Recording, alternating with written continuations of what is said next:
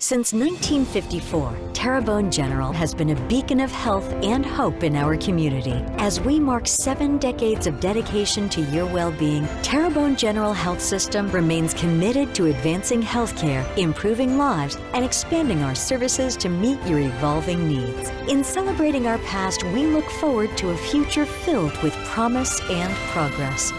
Your health is our legacy.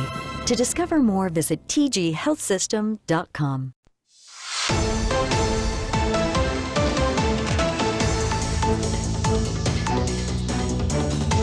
All right, welcome back to Bayou Time. I'm Martin Falls. We are now going to go to Assumption Parish, where we have Commander Lonnie Cavalier standing by, and we always appreciate Commander Cavalier joining us in 2 very tough situations that we're going to talk about in Assumption. So, Commander, first of all, welcome. We appreciate you being here, and if we could start off a first-degree rape in your area. Yes, thanks for having us, Martin.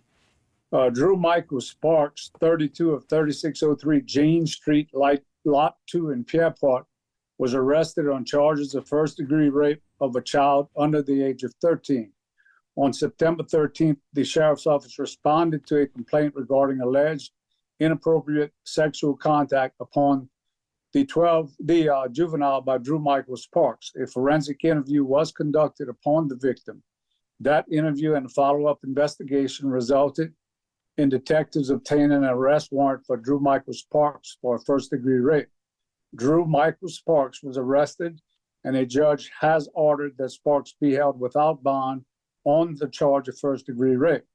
If found guilty, Drew Michael Sparks faces a mandatory life sentence without benefit of probation, parole, or suspension of sentence. He remains incarcerated in the Assumption Parish Detention Center.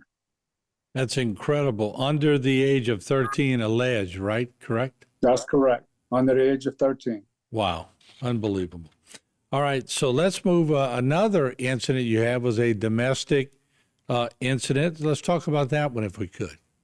Yes, this past Friday afternoon, the Sheriff's Office responded to a domestic incident in Belrose, and upon arrival, made contact with a young lady who advised she was a former domestic partner of Devon Tariq Mitchell, 26 of 312 Tigerville Lane in Belrose. The victim went to the aforementioned address to retrieve her child, at which time she and Devon Mitchell engaged in an argument. The victim left the home, and she was followed by Mitchell, at which time he physically attacked her. The couple separated temporarily, but Mitchell got to her again and physically assaulted her a second time, and then pulled a knife upon her. Deputies did observe physical injuries to the victim. Deputies located Devon Tariq Mitchell nearby and arrested him. He was booked into the Assumption Parish Detention Center on charges of domestic abuse, battery upon a pregnant woman with child endangerment, and domestic abuse, aggravated assault with child endangerment. Devon Tariq Mitchell remains incarcerated, and a district judge has set his bond at $100,000. Let me ask you this, if I could, Commander, because when we used to ride on the beat, we'd see a good share of domestic abuse, and probably 80 to 90% of them, the other one who was abused didn't want to file charges at the end of the day.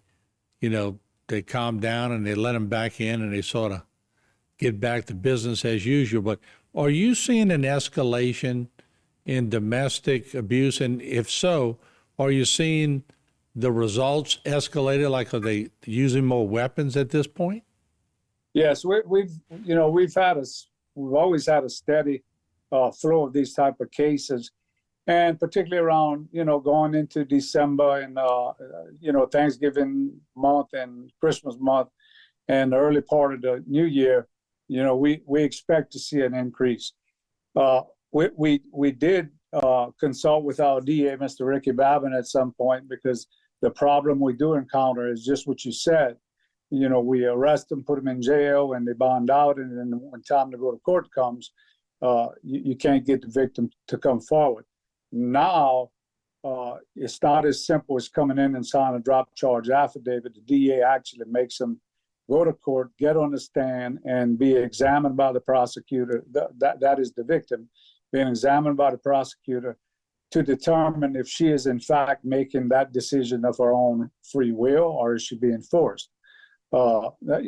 There's just a certain amount of things you can do to prevent this from happening.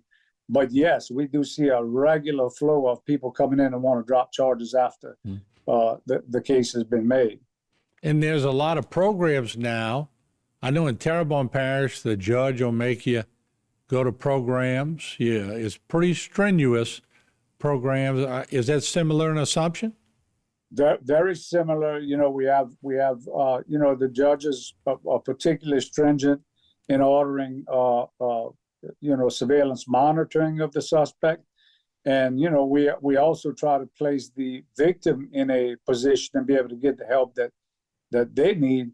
And we've had a lot of success in using the services of Shea Hope, which is a local organization. And we do our best to accommodate the victim as well. But it has been a problem, and it's a problem that just, is not going to go away. That's basically the world we live in. And a lot of times you see them come in and wanting to drop charges. But now we just have an obligation to make sure that is, appropriate, and that is what the victim wants to do. Or is she being coerced to back off? And so far, it's working out. We'd like to see the process go through, and if it takes a judge to decide of a jury, be that as it may, but at least it gets decided properly. All right. We appreciate you once again joining us in Two Tough Stories out of Assumption, and always appreciate your transparency, Commander. Thank you for joining us. Thanks, Martin, for having us. Appreciate you. All right, there you have it. Commander from Lafourche Parish, Lonnie Cavalier. We'll take a break. We'll be back. I'm sorry, Assumption Parish. We'll be back. Don't go away.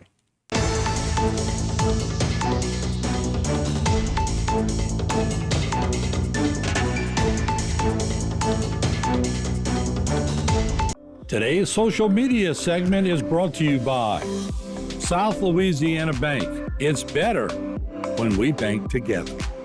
Waits and Downer, attorneys at law. Terrebonne Ford, built Ford tough.